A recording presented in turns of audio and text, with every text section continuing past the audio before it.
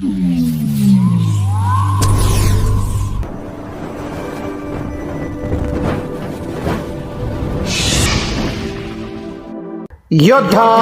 News Marathi. मंचरमध्ये लाचलुचपत प्रतिबंधक विभागाचा मोठा दणका। 50,000ची लाच घेताना प्रांत अधिकारी आणि लिपिक जाळ्यात। मंचर, पुणे। पुणे जिल्ह्याच्या महसूल विभागात आज एकच खळबळ उडाली आहे। आंबेगाव जुन्नर विभागाचे उपविभागीय अधिकारी, प्रांत अधिकारी गोविंद शिंदे आणि त्यांच्या कार्यालयातील लिपिक राहुल खैरनार यांना 50,000 रुपयांची लाच स्वीकारताना लाचलुचपत प्रतिबंधक विभागाने रंगेहात पकडले।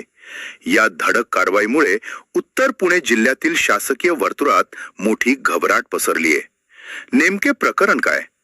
मिळालेल्या प्राथमिक माहितीनुसार नारायणगाव परिसरातील एका बिल्डरचे काम प्रांत कार्यालयात प्रलंबित होते। हे काम करून देण्यासाठी 50,000 रुपयांच्या लाचेची मागणी करण्यात आली होती। संबंधित बिल्डरनं या मागणीबाबत लाचलुचपत प्रतिबंधक विभागाकडे तक्रार नोंदवली होती। असा रचला सापळा। तक्रारीची शहानिशा केल्यानंतर पथकाने मंचर येथील प्रांत अधिकारी कार्यालयात सापळा रचला।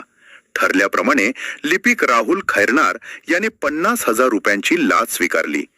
पैसे स्वीकारताच दबा धरून बसलेल्या पथकाने खैरनार याला झडप घालून ताब्यात घेतले। या प्रकरणातील मुख्य संशयित म्हणून प्रांत अधिकारी गोविंद शिंदे यांनाही तातडीनं ताब्यात घेण्यात आले आहे। कारवाईचे महत्त्वाचे मुद्दे। दोषी अधिकारी गोविंद शिंदे, प्रांत अधिकारी जुन्नर आंबेगाव उपविभाग व राहुल खैरनार, लिपिक। लाचेची रक्कम 50,000 रुपये। ठिकाण उपविभागीय अधिकारी कार्यालय, मंचर।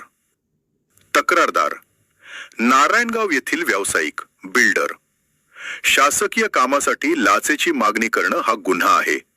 अशा प्रकारच्या गैरप्रकारांविरुद्ध नागरिकांनी न घाबरता पुढे येऊन तक्रार करावी, असे आवाहन विभागाकडून करण्यात आले आहे। पुढील तपास सुरू। सध्या या दोन्ही आरोपींना मंचर पोलीस ठाण्यात नेण्यात आले असून त्यांच्यावर गुन्हा दाखल करण्याची प्रक्रिया सुरू आहे। ही लाच नेमकी कोणत्या विशिष्ट फाईलसाठी किंवा कामासाठी घेण्यात आली, तसेच यामध्ये आणखी कोणाचे हात गुंतलेले आहेत का, याचा तपास आता सुरू आहे। एका जबाबदार पदावर असलेल्या वर्ग 1च्या अधिकाऱ्यावर अशी कारवाई झाल्यानं महसूल विभागाच्या प्रतिमेला मोठा धक्का बसला असून संपूर्ण जिल्ह्यात या कारवाईची चर्चा रंगली आहे। या बातमीचा आढावा घेतलाय योद्धा न्यूज मराठीचे प्रतिनिधी पंकज सरोदे यांनी।